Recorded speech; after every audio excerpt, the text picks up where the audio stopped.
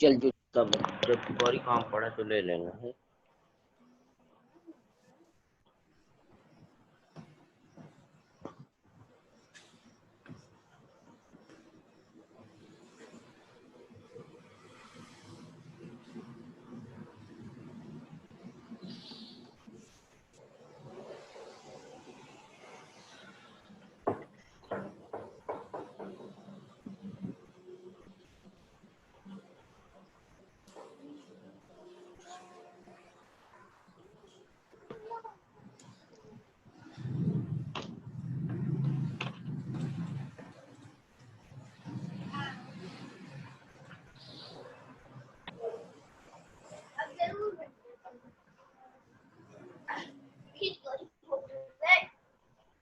बे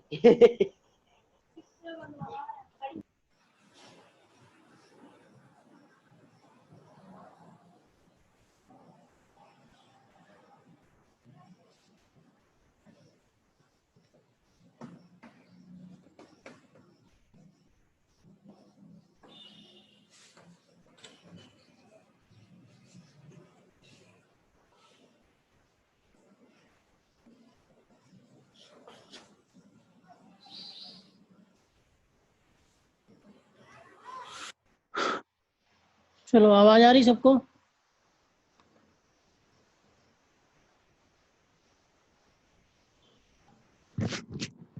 hello, आवाज आ रही है?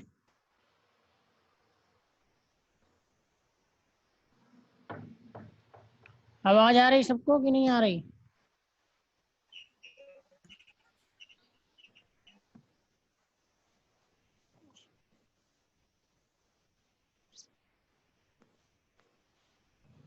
वॉइस आ रही है?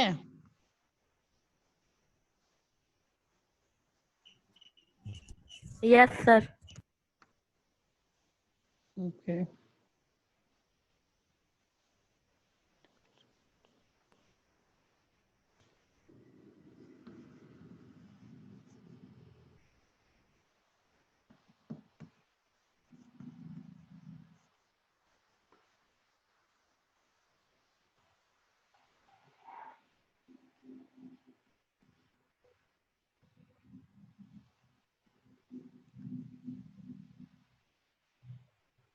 चलो, कल पढ़ाया था ना, उसके आगे का पढ़ा, कल एक बार रिवाइज करा दे रहा हूँ। डेट्स के इम्पोर्टेंट के बारे में बताया था, what is the importance of date.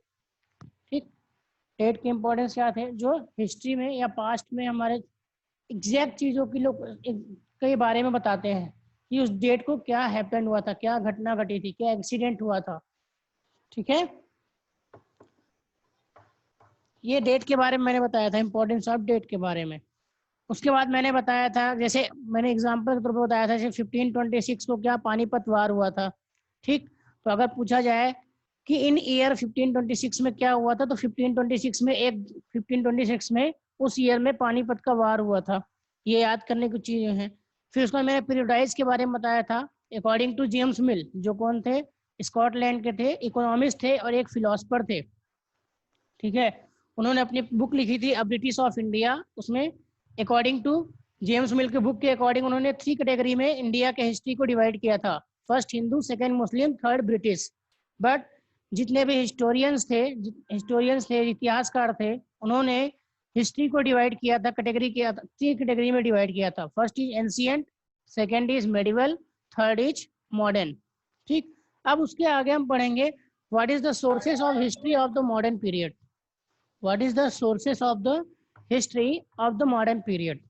ठीक है, कि मॉडर्न पीरियड के सोर्सेज, मॉडर्न पीरियड में what is the modern sources of the history of modern period. ठीक, तो there are 2 sources, first is primary sources and second is secondary process. आपके book में है। ठीक है, बुक में आप पेज नंबर 6 में देखोगे, आपको मिल जाएगा, इजिली मिल जाएगा, उसी को डिस्क्राइब कर रहा हूँ। ठीक है, तो इन प्राइमरी सोर्सेज में देखो क्या क्या आते थे बेटा, जो गवर्नमेंट के रिपोर्ट्स होते थे, लिटरेरी वर्क जितने भी होते थे, ठीक है, एविडेंस जो हमारे सबूत होते हैं, प्रूफ होते हैं, बुक्स होते थे, पेंटिंग्स होते थे, एक्सेट्रा, और भी चीजें आती थी। ठीक है, तो ये हमारे प्राइमरी सोर्सेज में इंक्लूड होते थे। ठीक है, तो अगर कोई पूछेगा, if anybody asked to you what is the sources of history of the modern period, then you can say that there are 2 sources, first is primary sources and second is secondary sources. In primary sources, government reports, literary evidence, proofs, books, painting, etc. included in primary sources. But in secondary sources, articles, reports, books, reviews, ये सभी include होते थे secondary sources में। इन दोनों sources की मदद से हम मॉडर्न पीरियड को, किसी भी हिस्ट्री के मॉडर्न पीरियड को डिफाइन कर सकते हैं। ठीक है, अगर हमें हिस्ट्री की कलेक्शन करना है, रिकलेक्ट ऑफ द क्या रिपोर्ट रिकलेक्ट करना है, तो वो किस में आ जाएंगे? प्राइमरी सोर्सेस है। ठीक है, उनको रिव्यू करना है तो वो सेकेंडरी सोर्सेस में हो गए रिपोर्ट। उन रिपोर्ट्स को अगर रिव्यू करना है तो सेकेंडरी सोर्सेस में हो गए। एनी आर्टिकल्स और अगर बुक से रिपोर्ट्स भी हैं तो उन सबको भी सेकेंडरी सोर्सेस में हम इंक्लूड करेंगे।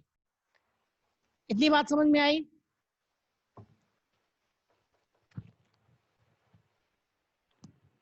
आया इतना समझ में? अंडरस्टैंड यस और नॉट? रिप्लाई मी यस और नॉट। Yes sir.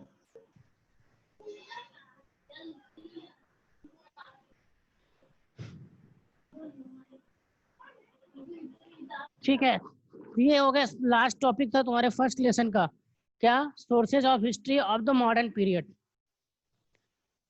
ठीक, उसके बाद नेक्स्ट है अपना, अब देखो इसमें एक्सरसाइज में दिखा, एक्सरसाइज में बता दे रहा हूँ, एक्सरसाइज में देखो,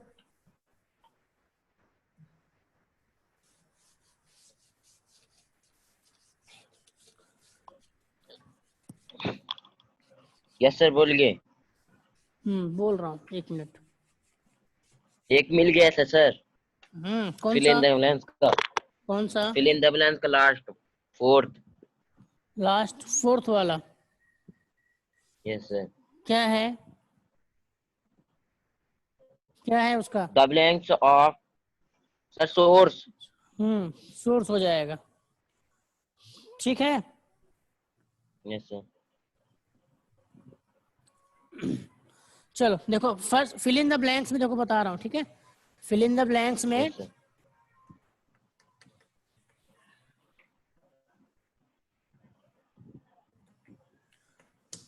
फिल इन द ब्लैंक्स में देखो बेटा, फर्स्ट जो लिखा है आपके, British extended there political control over, पूरे इंडिया में ब्रिटिश ने क्या कर दिया था? अपने कंट्रोल को फैला दिया था। तो फर्स्ट क्या हो जाएगा? India. First fill in the blanks में क्या हो जाएगा? India. Fill in the blanks फिर कर लो। सेकंड में देखो लिखा है the England defected there rivals, किसको? अपने प्रतिद्वंदियों को हरा दिया था। रिवेल्स यानी जो उसके विरोधी थे उनको हरा दिया था। RIVALS, reveals. रिवेल्स यानी क्या होते हैं? प्रतिद्वंदी।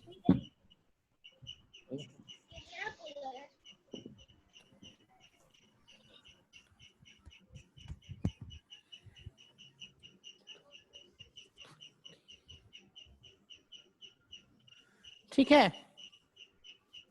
थर्ड है emerge as the basis of economy. कौन सा इमर्ज किया था उसमें बेसिस ऑफ इकोनॉमी के? उसपे बेस पे ब्रिटिश।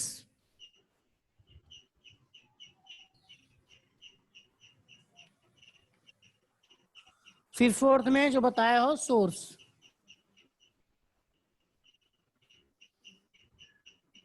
आया इतने समझ में? Fill in the blanks fill कर लिए?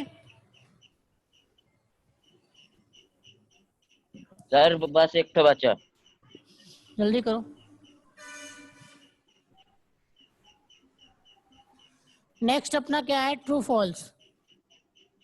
सर हो गया। नेक्स्ट अपना क्या है? ट्रू फॉल्स है। So first is industrial revolution had to emergence of capitalism in Europe. नहीं, यूरोप में नहीं, ब्रिटिश में था वो। तो क्या हो जाएगा? First is false. फर्स्ट बेटा फॉल्स हो जाएगा। False. Okay. And what is second? The concept of India, sorry, the concept of India nation began to shape under the Mughals. ये भी फॉल्स है। False. थर्ड जो है the archival records and sources of British history of India, that is true.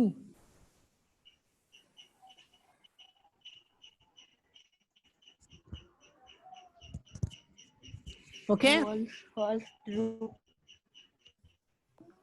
Question answer बची बस। Match the column मैंने करा दिया था। Yes sir. Match the column already done and tick the correct option is also done, है ना? Yes, sir. Okay. Question answer बाद में फिर बताऊंगा, उसमें भेजूंगा। अभी सेकंड लेसन में चलते हैं, हिस्ट्री के सेकंड लेसन में।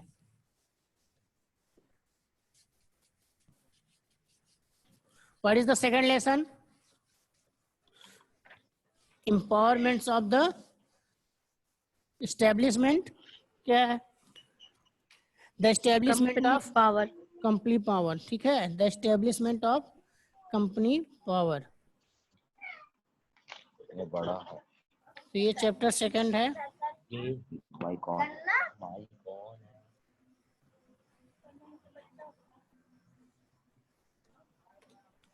The establishment of company power.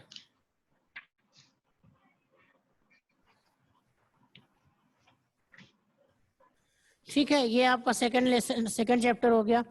अब बेटा इसमें ये क्या है? Establishment of company power. जब अपना इंडिया गुलाम था या उसके पहले भी जब था, तो उसमें क्या हुआ इंडिया में? उसके पहले, बहुत से पहले, जब 1498 में कौन आया? वास्को डी गामा आया था। उसके बाद धीरे धीरे डच आए। ठीक है, पुर्तगाली के बाद डच आए, फ्रांस के लोग आए, फिर ब्रिटिश कंपनी भी आई। तो अलग अलग जो देश के थे, कंट्री के लोग आके इंडिया में अपनी कंपनी स्टैब्लिश करते थे। स्टैब्लिश मतलब स्थापना करते थे, अपनी कंपनी स्टैब्लिश करते थे। वो कंपनी में क्या करते थे मेनली चीजों को, कि अपने कंट्री से यहाँ की चीजें लाते थे, वहाँ की चीजें यहाँ लाके बेचा करते थे, ट्रेडिंग करते थे। और जो यहाँ की चीजें हैं, अपने इंडिया की चीजें हैं, उनको लेके सामान कहाँ पे ले जाते थे? बाहर। ठीक है, अपने कंट्री में बेचते थे। लेकिन सबसे मेन चीज क्या होती थी कि जो भी कंपनियां आती थी यहाँ भारत में, वो यहाँ भारत में सस्ते दामों में खरीद कर और अपने व्यापार, जैसे यूरोप में जाते थे, जहाँ पे जाते थे वहां पे उसे हाई प्राइस में बेचा करते थे। ठीक है, तो मतलब क्या किया उन्होंने? इंडिया में आके कम रेट पे, लो प्राइसेस पे क्या किया? चीजों को खरीदा और उसे अदर कॉन्टिनेंट में जाके वहां पे क्या किया? हायर प्राइसों में सेल कर दिया उसे, प्रॉफिट के लिए। ठीक है, तो अब देखो बेटा, बड़ो टॉपिक क्या लिखा है जैसे आपका, being a very powerful Mughal emperor. देखो जो मुगल एम्परर था ना, लास्ट में मुगल एम्परर का सबसे पहला था बाबर, और जो सबसे लास्ट में था क्या? औरंगजेब। कौन था लास्ट में सबसे? औरंगजेब। Orange. औरंगजेब जो था, इसमें देखो सुधार लेना बेटा, 1701 लिखा है बुक में, उसको 1707 कर लो। 1701 लिखा है, वहां कर लो 1707। 1707 में लास्ट मुगल एम्परर जो औरंगजेब था उसकी डेथ हुई थी। उसकी डेथ के बाद क्या हुआ, मुगल एम्परर को क्या हुआ, prove to be so powerful. 707। ठीक है, 1707 कर लो। ठीक है, अब जैसे ही औरंगजेब की डेथ हुई उसके बाद जो ब्रिटिश लोग थे यानी अंग्रेज लोग थे, उन्होंने जो मुगल एम्परर, जो मुगल था, मुगल राज था, उसकी वीकनेस निकल गई। अब जो सबसे प्रभावशाली शासक कौन था वहां पर, राजा औरंगजेब था, उसकी डेथ हो गई। अब जो मुगल राज्य था वो कमजोर पड़ गई धीरे धीरे। ठीक है, तो उसका एडवांटेज किसने उठाया, ब्रिटिश ने एडवांटेज उठाया उसकी वीकनेस का, उनके गवर्नर्स का, उनके जो अपने पावरफुल जमींदार थे उन सभी को क्या किया, धीरे धीरे जोड़ दिया और अपने तरफ मिला लिया इसमें। ठीक है, और छोटे छोटे क्षेत्रों में अपने अपने राज्य स्थापित करने लगे। कौन, ब्रिटिश लोग।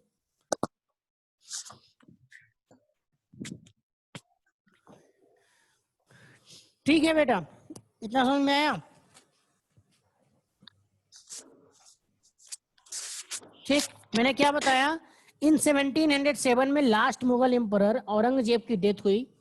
उसकी डेथ के बाद उसका राज्य जो कमजोर पड़ गया। उस कमजोरी का फायदा उठा के ब्रिटिशों ने छोटे छोटे जो भी उनके पावरफुल जमींदार थे, उनके जो भी मंत्री थे, सभी को जोड़ दिया। ठीक है, असर्ट किया सभी को कि आप छोटे छोटे राज्यों को अलग अलग डिफाइन कर दें, उसमें अलग अलग चीजों को बना, अलग अलग राज्य बना दें, अलग अलग रीजनल एरिया बना दें, छोटे छोटे क्षेत्र बना दें, उन सभी में आपको हम हेड बना देंगे। इस प्रकार से उन्होंने क्या किया, सभी को ब्रेक कर दिया, तोड़ दिया सभी को एक दूसरे में।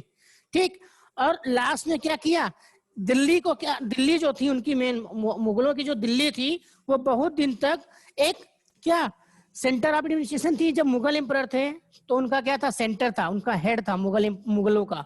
लेकिन जब औरंगजेब की डेथ हो गई तो उसे धीरे धीरे तोड़ दिया गया सभी लोगों को, उनके जितने भी लोग थे, गवर्नर थे, जमींदार थे। तो दिल्ली बहुत दिनों तक फिर आगे औरंगजेब की मृत्यु के बाद एक उनका सेंटर नहीं रह गया, वो डिवाइड हो गया कई कई क्षेत्रों में। ठीक, इतनी सी बात है इसमें। मेन टॉपिक में इंपॉर्टेंट चीज यही था कि औरंगजेब की मृत्यु 1707 में हुई, डेथ हुई। After the death of Aurangzeb in 1707 take advantage of weakness of the Mughal emperor. ठीक है, and assert the powerful zamindar. Assert मतलब क्या होता है, जोड़ दिया जितने भी पावरफुल जमींदार, जितने भी उनके पावरफुल जमींदार थे। ठीक है, and governors also and establishing regional kingdom, and establishing regional kingdom, छोटे छोटे किंगडम्स को एस्टेब्लिश करने के लिए। So that's why there is the behind this reason is, या due to this reason Delhi no longer the central administration. Delhi could not be no longer the central administration. जो उनका Delhi centre था वो बहुत दिनों तक, लंबे समय तक उनका सेंट्रल एडमिनिस्ट्रेशन यानी हेड जो रहता था एडमिनिस्ट्रेशन का, शासन करने का, वो बहुत दिनों तक कायम नहीं रहा। ठीक है, फिर उसके बाद देखो उसमें लिखा है क्या, अपने उसमें बुक में देखो टॉपिक में है कॉमर्शियल कॉन्ट्रैक्ट। देखो सेकंड पैराग्राफ जो इधर है, दिख गया सबको, मिला? जो सेकंड पैराग्राफ है, however India had commercial contacts with European countries from time immemorial. ठीक है, पुराने समय से ही, ठीक है, एंशियंट टाइम से ही जो इंडिया के लोग थे वो क्या करते थे, यूरोपियन से अपना ट्रेडिंग करते थे अपना, या फिर उनसे बातचीत रखना चालू रखा करते थे, जिसका फायदा उन्हें अब जाके हुआ। ठीक, तो क्या करते थे, कॉमर्शियल कॉन्ट्रैक्ट रहता था उनका। ठीक है, लेकिन देखो जब इसमें लिखा है arrival of Alexander the great, जब वहां पे पहुंचा इंडिया में कौन, Alexander the great.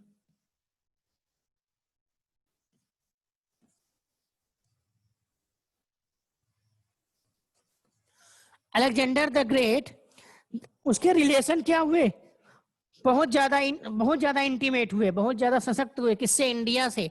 Alexander the great, याद रखना अलेक्जेंडर द ग्रेट कौन था, जो वहां पर यूरोपियन का था, जिसके रिलेशन क्या हुए, इंडिया से बहुत ही ज्यादा स्ट्रांगली हुए, मजबूत हुए।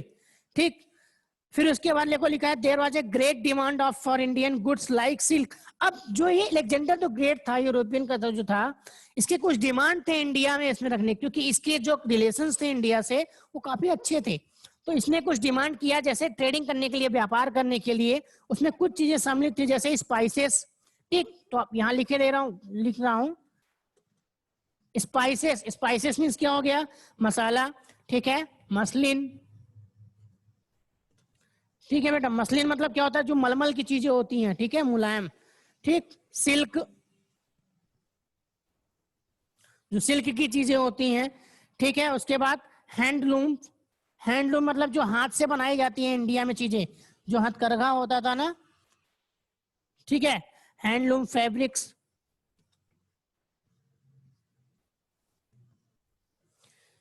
ठीक है। और उसके बाद अब इंडिया क्या करती थी, अब ये तो देखो कौन आता था, ये देखो ये चीजें ये यूरोप से आती थी, ये यूरोप से कहाँ आती थी, इंडिया में। अब इंडिया से क्या जाता था बेटा यूरोप में, देखो इंडिया से क्या जाता था, उसमें सबसे मेन इंपॉर्टेंट था उसमें क्या, पेपर, जिसको बोलते हैं काली मिर्च बोलते हैं, ठीक है। पेपर जो होता है जिसको काली मिर्च बोलते हैं, पेपर के बाद फिर क्लोव्स, क्लोव्स यानी क्या, लौंग जो बोलते हो, फिर उसके बाद चिलीज, आपके मिर्च होते थे। भारत में, इंडिया में पहले ये सब बहुत होते थे, इसको एक्सपोर्ट किया जाता था, ठीक है। सिनेमन, सिनेमन यानी क्या हो गया, दालचीनी हमारी जो होती है, सिनेमन।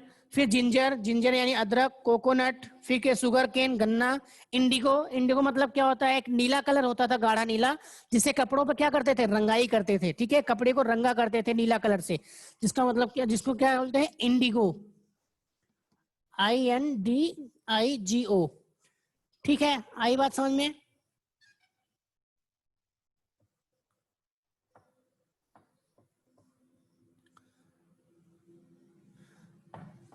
ठीक, इतनी बात समझ में आई,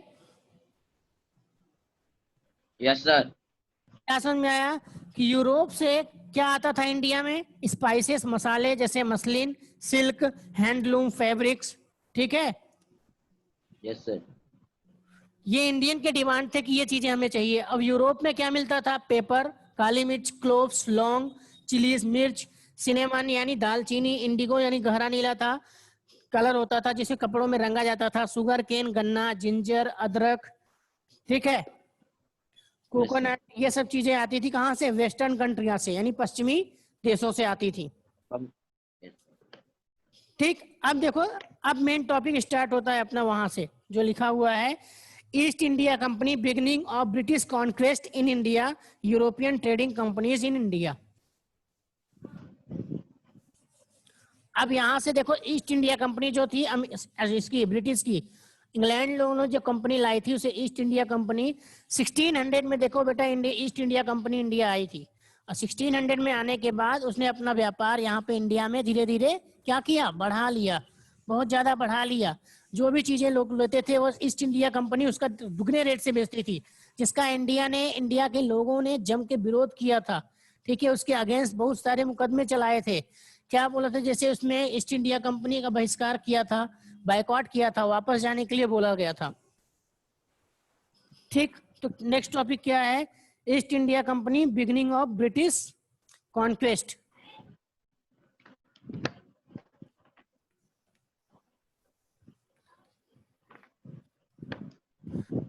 east India company, beginning of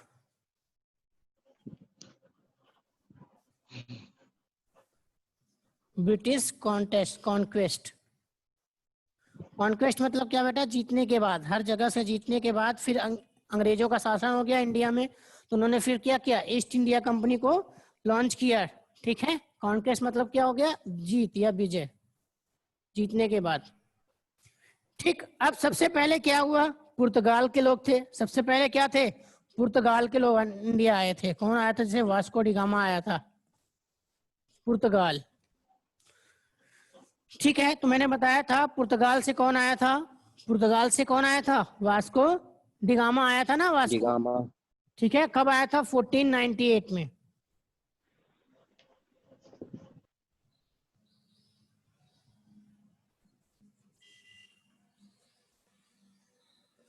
Vasco da Gama has came, ठीक है, Vasco da Gama came in 1498 from पुर्तगाल, ठीक है, came to India in 1498 from पुर्तगाल, ठीक है। अब जो पुर्तगाल का यूरोपियन कंट्री था, उसने ट्रेडिंग करना इंडिया में धीरे धीरे स्टार्ट कर दिया। जब पुर्तगाल से वास्को डी गामा आया, उसने अपने लोगों के बारे में बताया और बहुत से लोगों को बताया जो ट्रेडिंग करने यानी व्यापार करने के लिए इंडिया में आए। ठीक है, अब इंडिया में आने के बाद और कौन कौन सी कंट्रियां थी उसमें? हॉलैंड थी, इंग्लैंड थी, फ्रांस थी, डेनमार्क थी। इन सभी ने क्या किया? इन सभी के बीच क्या हो गया? रेस लगी। क्या करने के लिए? ट्रेडिंग करने के लिए, कि किसका ज्यादा अच्छा ट्रेड रहता है इंडिया में, व्यापार। जैसे क्या करते हैं, बहुत से लोग व्यापार में उतरते हैं तो एक दूसरे से क्या रहता है? उनका कंपटीशन रहता है कि अगर ज्यादा में बेच रहा है या अच्छी क्वालिटी ला रहा है तो मैं इससे भी अच्छी क्वालिटी ला के बेचूंगा जिससे मेरा ज्यादा फायदा हो, मेरी दुकान ज्यादा चले, ठीक है, मेरी ट्रेडिंग ज्यादा हो। तो इन कंट्रियों के बीच क्या हो गई? रेसिंग लग गई। कौन कौन सी? इंग्लैंड, पुर्तगाल, फ्रांस, डेनमार्क। ठीक है, फिर जब ट्रेडिंग कंपनियां यूरोप में क्या करती थी?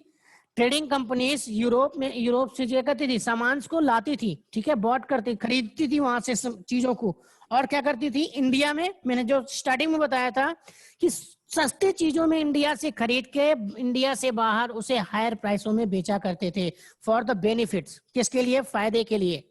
ठीक है, आई बात समझ में? Yes sir. अब देखो सॉल्ट पीटर ने क्या खरीदा। सॉल्ट पीटर देखो लिखा है उसमें, सॉल्ट पीटर को क्या मिला? Manufacturing of gun power. Gun के मजबूत करने के लिए सॉल्ट पीटर जो था उसने वो चीज खरीदा।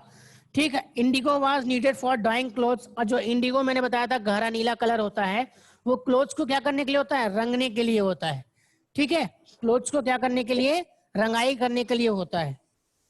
ठीक, और फिर उसके बाद कॉटन की भी चीजें देखो यहाँ पे प्रिपेयर करने जाने की, जो इंडिया के लोग कॉटन की चीजों को अपने हैंड से करते थे, हथकरघे से, जो गांधी जी का चरखा होता जैसे था ना, ऐसे हैंडलूम बहुत सी यस सर। चीजें थे, उससे बनाया करते थे कॉटन की चीजें, कपड़े बनाया करते थे, जो यूरोपियन कंट्रियों में हाई सोसाइटी के लोग बहुत डिमांड करते थे। यूरोपियन कंट्री में हाई सोसाइटीज के लोग हाईली डिमांड था उनका इस टेक्सटाइल का, ठीक है, कॉटन टेक्सटाइल का। तब उसे इंडिया में क्या करते थे? यूरोपियन कंट्री से जो भी आए थे उसे चीप प्राइस में यानी बहुत सस्ते प्राइस में खरीदते थे और यूरोपियन कंट्री में जाके उसे क्या करते थे? हायर प्राइसों में सोल्ड कर देते थे। ठीक, ये तो है ट्रेडिंग की बात। यहाँ से ट्रेडिंग स्टार्ट हुई यहाँ पे कब से? जब पुर्तगाल से वास्को डी गामा 1498 के बाद आया। ठीक है, धीरे धीरे फिर सभी में क्या हो गया? ट्रेडिंग की रेस लग गई। ठीक है, लेकिन एट लास्ट में क्या हुआ कि ब्रिटिश यानी अंग्रेजों ने सभी को आउस्ट कर दिया। सभी को क्या कर दिया? बाहर कर दिया, बाहर निकाल दिया। सभी को अपने युद्ध से हरा दिया, सभी को युद्ध में हरा के बाहर निकाल दिया। किसको? पुर्तगाल हो, चाहे डच हो, चाहे फ्रांसीसी हो, फ्रांस के लोग हो, चाहे स्पेन के लोग हैं, इन सभी को क्या कर दिया? एक निश्चित समय तक लड़ते लड़ते फिर उन्हें सबको बाहर कर दिया और पूरे इंडिया पे किसका राज हो गया? फिर धीरे धीरे ब्रिटिश का। ब्रिटिश मतलब इंग्लैंड का। ठीक है, यस सर। आई बात इतनी समझ में? तो किसने, अगर पूछा जाए कि जो डच कंट्री थी, फ्रांस कंट्री थी, और जो स्पेन कंट्री थी, पुर्तगाल थी, इन सभी को हराया किसने? ब्रिटिश ने, यानी इंग्लैंड ने। ठीक है, अंग्रेजों ने इन सभी को हरा के क्या कर दिया? बाहर कर दिया, सभी को बाहर कर दिया। अब कोई भी अपना क्या ट्रेडिंग नहीं कर सकता था, कोई भी अपना व्यापार नहीं कर सकता था बिना किसके परमिशन के? ब्रिटिश के परमिशन से, बिना अंग्रेजों के परमिशन से। ठीक है, यस सर। धीरे धीरे क्या कर लिया? जो ब्रिटिश की, यहाँ पे इंग्लैंड की कंपनी कौन थी? इंग्लैंड की कंपनी थी क्या? East India company. जो इंग्लैंड की कंपनी थी ईस्ट इंडिया कंपनी, धीरे धीरे एनेक्स कर ली। एनेक्स मतलब क्या? हड़प ली पूरे देश में, इंडिया में सभी जगह अपना क्या कर लिया? कब्जा कर लिया अपनी जगहों में, कि हर जगह ईस्ट इंडिया कंपनी ही वही प्राइस तय करेगी कि किसकी क्या प्राइस होगी, किसकी क्या प्राइस नहीं होगी, किसकी प्राइस लो होगी, किसकी प्राइस ज्यादा होगी। ये सब कौन डिसाइड करेगा? दैट विल बी डिसाइड किया जाएगा, that will be decide by East India company. Okay, yes sir. ठीक है, ठीक है। तो अल्टीमेटली लास्ट में क्या हुआ? ईस्ट इंडिया कंपनी ने 200 साल तक क्या हुआ? इंडिया में छाई रही। 200 ईयर्स, सोचो 200 सालों तक छाई रही ईस्ट इंडिया कंपनी भारत में। ठीक है, अब ब्रिटिश कोई भी रहता था, कोई कंट्री मांग करती थी कि हमें अपना ट्रेडिंग करना है, तो पहले ब्रिटिश से क्या करती थी? ईस्ट इंडिया कंपनी से क्या करती थी? परमिशन लेती थी ट्रेडिंग करने के लिए। ठीक है, यस। इतनी बात समझ में आई? Yes sir. तो आगे का फिर इसके बाद नेक्स्ट करेंगे, आगे कल उसमें करेंगे। अभी फर्स्ट लेसन के जितने मैंने बता दिया है, fill in the blanks, match the column, tick the correct option Yes, and sir. True और फॉल्स, उसको कर लेना। Yes sir. ठीक है।